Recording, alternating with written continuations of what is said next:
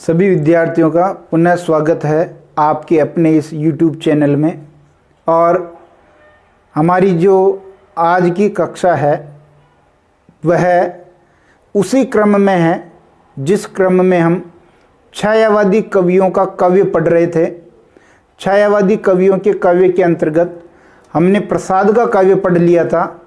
आज हम बात करेंगे सुमित्रानंदन पंत के काव्य की कि सुमित्रानंदन पंत ने किस प्रकार का छायावादी काव्य लिखा। तो बात करते हैं छायावाद के दूसरे कवि सुमित्रानंदन पंत। क्या नाम है? सुमित्रानंदन पंत। यदि हम इनके जन्म की बात करें 1900 से 1977 ईस्वी तक का इनका जीवन काल ठहरता है। जो जन्म हुआ, ये जन्म देखिए आप, ये कौसानी ग्राम है, कौसानी ग्राम, अल्मोड़ा जिला और आज का उत्तराखंड।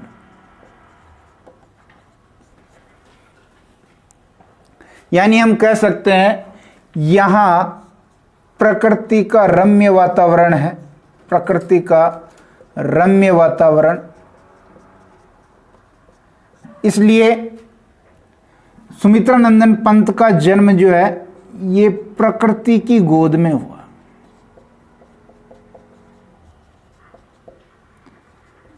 प्रकृति की गोद में इनका जन्म हुआ है, क्योंकि सुरम्य जो घाटियां, हिमालय की जो अच्छी प्रकृति के जो नज़ारे हैं, उन प्रकृति के रम्य वातावरण में, सुरम्य वातावरण में, प्रकृति के सौंदर्य में, प्रकृति की गोद को देखते हुए सुमित्रानंदन पंत बड़े हुए हैं। इसलिए इनको कहा कि प्रकृति की गोद में इनका जन्म हुआ है। जब और प्रकृति की गोद में जन्म होने के कारण ही जो काव्य प्रेरणा मिली है सुमित्रानंदन पंत को, जो काव्य प्रेरणा मिली है वो काव्य प्रेरणा मिली है प्रकृति निरीक्षण से।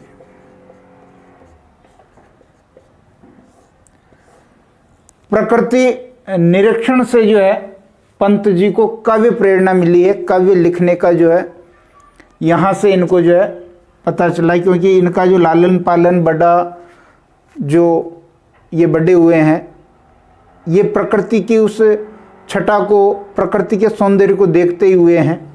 इसलिए प्रकृति के निरीक्षण से ही इनको जो काव्य लिखने की प्रेरणा मिली। प्रकृति निरीक्षण से इनको काव्य की प्रेरणा मिली। और यदि हम बात करें तो प्रकृति का इन्होंने, प्रकृति का आलंबन रूप में चित्रण किया। आलंबन रूप में वर्णन, जिसमें शुद्ध प्रकृति का ही वर्णन हो, वो आलंबन कहलाता है। आलंबन और उद्दीपन दो होता है, लेकिन यहाँ पर आलंबन रूप में प्रकृति का वर्णन किया गया। इसी प्रकृति निरीक्षण और प्रकृति के वर्णन के कारण सुमित्रानंदन पंत को क्या कहते हैं? प्रकृति के चितेरे कवि। प्रकृति के चितेरे कवि भी इनको कहा जाता है। प्रकृति का सुकुमार कवि भी इनको कहा जाता है। प्रकृति का सुकुमार कवि भी इनको कहा जाता है। और एक और इनका नाम है जो हम पहले पढ़ चुके हैं, छायावाद के ब्रह्मा विष्णु। छायावाद के क्या कहलाएंगे? विष्णु। ये तीन उपनामों से भी इनको अभिहित किया जाता है कि पंत जो है प्रकृति के चितेरे कवि हैं, प्रकृति का सुकुमार कवि है, या छायावाद के ये विष्णु है, क्योंकि प्रकृति का निरीक्षण करते करते ही इनके काव्य लिखने की प्रेरणा प्रकृति से मिली है। इसलिए ये सुमित्रानंदन पंत के बारे में कि काव्य लिखने की प्रेरणा प्रकृति से मिली है। यदि हम आगे बात करें तो सुमित्रानंदन पर जो प्रभाव पड़ा, ये प्रभाव अरविंद दर्शन का था। अरविंद दर्शन से ये प्रभावित हुए थे। अगर हम इनकी काव्य यात्रा को देखेंगे तो इनकी काव्य यात्रा के 4 सोपान हैं जो अभी हम देखने वाले हैं, लेकिन उससे पहले हम देख लेते हैं इनकी पहली कविता कौन सी है? गिरजे का घंटा। ये 1916 में लिखी गई थी। गिरजे का घंटा ये पहली कविता है, न कि काव्य संग्रह है, ओनली कविता है। और फर्स्ट प्रकाशित छायावादी काव्य संग्रह ये आपका उच्छ्वास है। ये 1920 में प्रकाशित हुआ था। यहां ध्यान दे, प्रकाशित पूछा है। इससे पहले भी एक वीणा नाम से इन्होंने छायावादी काव्य संग्रह बना लिया था, लेकिन वो प्रकाशित नहीं हुआ था। तो फर्स्ट काव्य संग्रह देखें। फर्स्ट काव्य संग्रह इसका हो जाएगा वीणा, जो प्रकाशित तो हुआ था 1927 ईस्वी में प्रकाशित। 1927 ईस्वी में ये प्रकाशित हुआ था, लेकिन इसमें जो रचनाएं थी वो 1918-19 इस अवधि में लिखी रचनाएं थी। यहां बात को समझने की कोशिश करें कि पहली कविता गिरजे का घंटा है, 1916 में प्रकाशित हुई। पहला प्रकाशित छायावादी काव्य संग्रह वो उच्छ्वास है, 1920 में ये प्रकाशित है। लेकिन पहला छायावादी काव्य संग्रह पूछा जाए, ये भी पहला छायावादी काव्य संग्रह है, जो 1918 से 1919 के अवधि के दौरान जो कविताएं लिखी गई, उन कविताओं को वीणा नामक काव्य संग्रह में संकलित किया गया।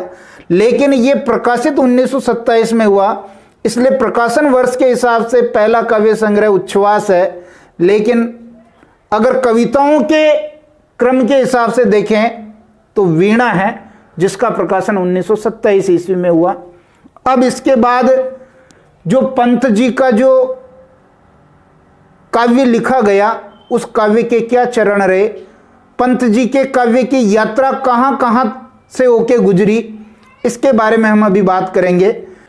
पंत जी का काव्य शुरू हुआ छायावाद से, लेकिन ये आगे अलग अलग स्तर पर अलग अलग जगह से ये गुजरा और उसको अलग अलग प्रभाव के कारण अलग अलग नामकरण उसका किया गया।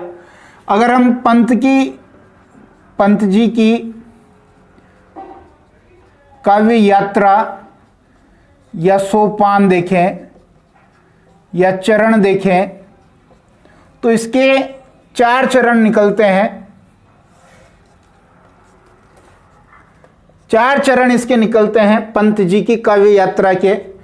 पहला चरण है आपका छायावादी, दूसरा चरण है आपका प्रगतिवादी, तीसरा चरण है अरविंद दर्शन से प्रभावित, जिसे क्या कहा, आध्यात्मवादी कहा, जिसे कहा आध्यात्मिक या आध्यात्मवादी। और चौथा था नव मानवतावादी। ये 4 चरणों से होकर के पंत जी की काव्य यात्रा गुजरी। अगर छायावादी काव्य की जो अपन संग्रह देख लें, पहला संग्रह आपका वीणा, दूसरा है ग्रंथि, तीसरा उच्छ्वास, और चौथा जो ग्रंथ है वो आपका पल्लव, और अंतिम ग्रंथ है गुंजन। अंतिम ग्रंथ कौन सा है? गुंजन। यहां ध्यान दें, ये कविताओं के क्रम के हिसाब से है, न कि प्रकाशन के हिसाब से, क्योंकि प्रकाशन में पहला प्रकाशन उच्छ्वास का आएगा। वीणा, ग्रंथि, उच्छ्वास, पल्लव और गुंजन, इसी क्रम में याद करें। वीणा, ग्रंथि, उच्छ्वास, पल्लव और गुंजन। गुंजन उनका अंतिम छायावादी काव्य संग्रह है और पहला काव्य संग्रह उनका वीणा है। अगर पल्लव की बात करें तो पल्लव की जो भूमिका लिखी गई थी, जिसमें भाषा संबंधी विचार थे, भाषा संबंधी, छंद अलंकार संबंधी, इसके बारे में यहां विचार थे। इसलिए इस पल्लव की भूमिका को क्या कहा गया? छायावाद का मैनिफेस्टो, छायावाद का मैनिफेस्टो या छायावाद का घोषणा पत्र। क्या कहा गया? या तो छायावाद का इसको मैनिफेस्टो कहा गया या छायावाद का घोषणा पत्र कहा गया, क्योंकि इसमें पल्लव की भूमिका जो लिखी गई उसमें छंद, अलंकार, रसों के बारे में और भाषा के बारे में वहां विस्तृत बात की गई थी। इसलिए इसको छायावाद का मैनिफेस्टो और छायावाद का घोषणा पत्र कहा जाता है। आप इसको याद रखेंगे, यहां से प्रश्न पूछे जाते हैं। प्रगतिवादी रचनाओं को हम देखें तो यहां पहली रचना है युगांत, दूसरी रचना है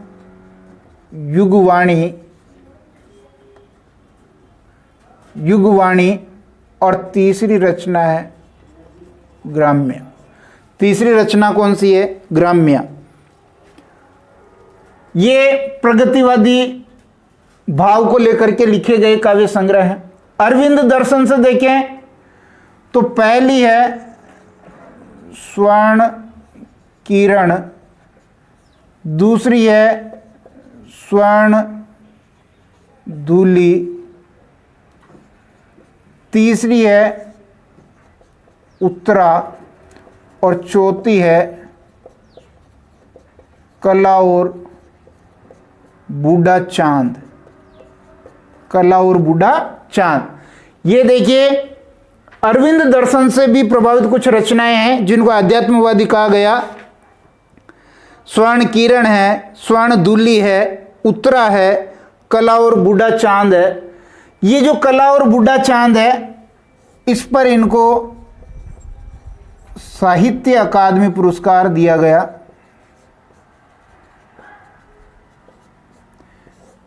साहित्य अकादमी पुरस्कार कला और बूढ़ा चांद पर मिला। जो नव मानवतावादी काव्य संग्रह है, ये पहला है आपका लोकायतन, ये महाकाव्य है, लोकायतन महाकाव्य है। और दूसरा है चिदंबरा। दूसरा कौन सा? चिदंबरा। ये इसलिए इंपॉर्टेंट है चिदंबरा क्योंकि इस चिदंबरा पर ज्ञानपीठ पुरस्कार दिया गया था, जो 1968 ईस्वी में दिया गया था। कौन सा पुरस्कार दिया गया था? ज्ञानपीठ पुरस्कार दिया गया था, जो 1968 ईस्वी में दिया गया था।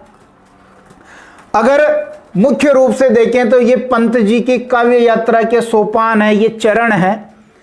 छायावादी पहला चरण, प्रगतिवादी दूसरा चरण, अरविंद दर्शन से प्रभावित जो अध्यात्मवादी रचनाएं थी वो तीसरा चरण, नव मानवतावादी चौथा चरण है।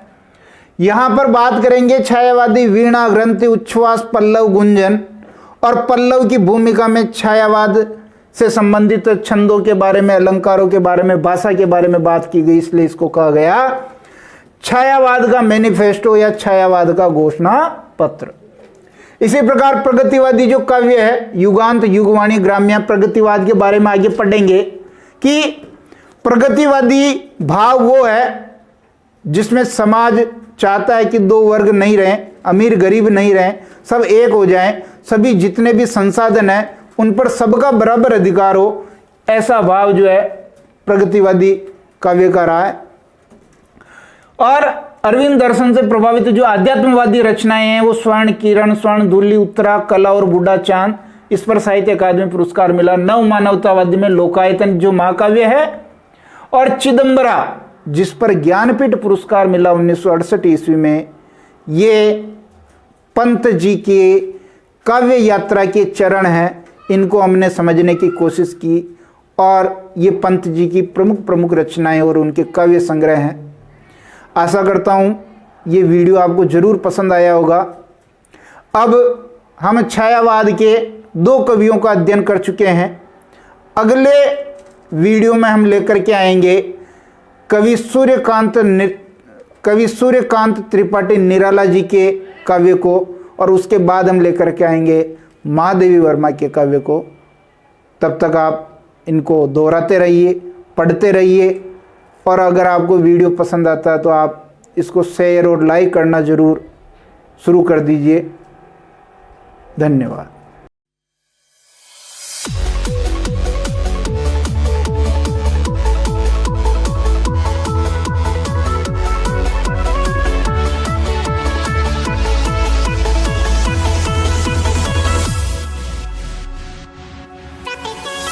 Thank you.